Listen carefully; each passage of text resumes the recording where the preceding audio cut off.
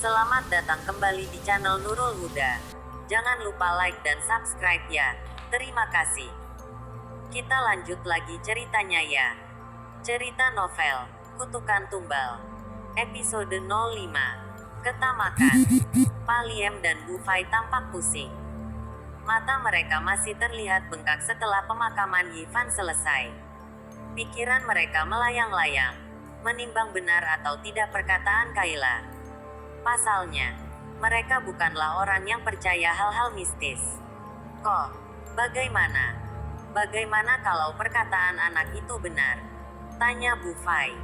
Aku takut terjadi apa-apa sama kita. Kok? Paliem menggeleng. Enggak mungkin.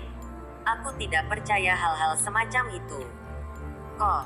Aku tidak mau mati mengenaskan karena boneka kutukan itu. Bu Fai menunjuk boneka macan dengan dagunya. Lebih baik, kita buang saja ke laut sesuai perkataan anak itu. Kamu gila. Kok, sepertinya perkataan anak itu memang benar. Boneka itu mengandung kutukan. Nyawa kita bisa dalam bahaya. Kok, Paliem mulai berpikir. Sedikit banyak ia mulai percaya dengan apa yang dikatakan Kayla.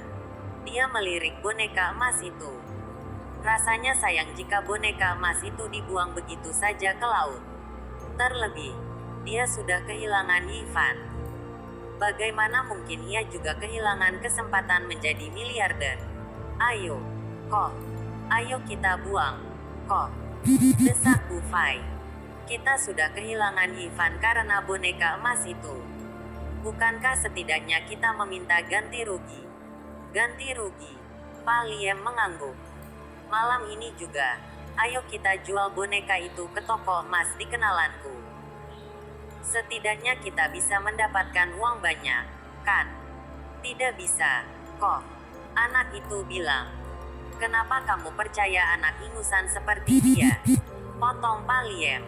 Dia anak orang miskin. Mungkin saja dia iri melihat kita menemukan berkilo-kilo seperti sekarang.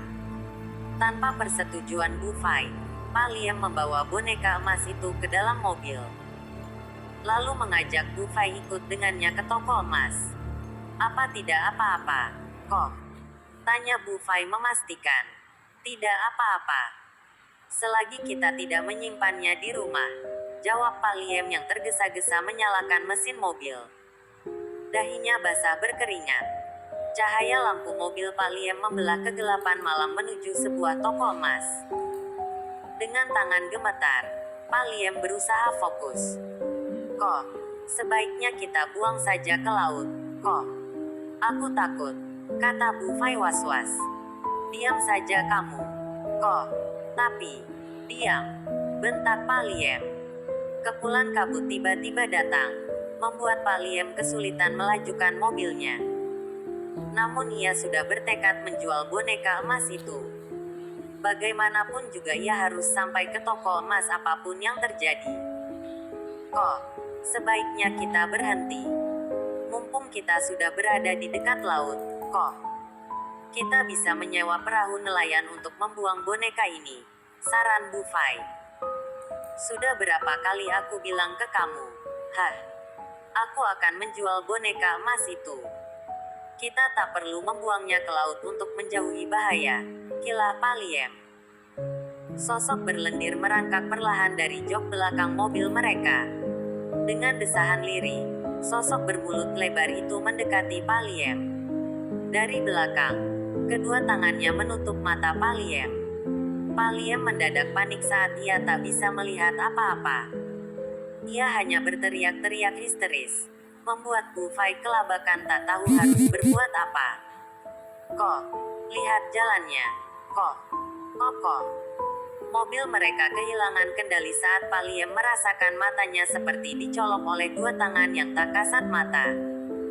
Ia menepuk-nepuk matanya yang kesakitan.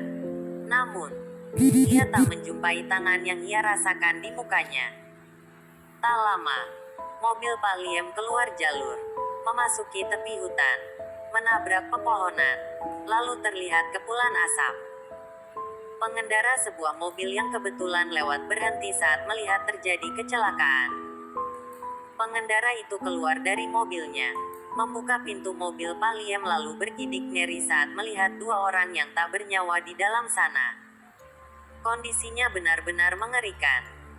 Paliem dan Bu Fai meninggal dengan mata melotot, tangan membengkok, dan kepala penuh darah. Aku harus telepon polisi. Orang itu mengeluarkan ponsel dari dalam saku jaketnya dengan tangan gemetar takut. Tapi, dia tercekat saat menyadari ada sebuah boneka emas di dalam mobil Paliem. Orang itu lantas menoleh ke kanan dan ke kiri untuk mengecek keadaan dengan dipenuhi pertimbangan. Setelah dirasa aman, orang itu mengambil boneka emas tersebut dan membawanya pergi sebelum orang lain tahu. Bersambung.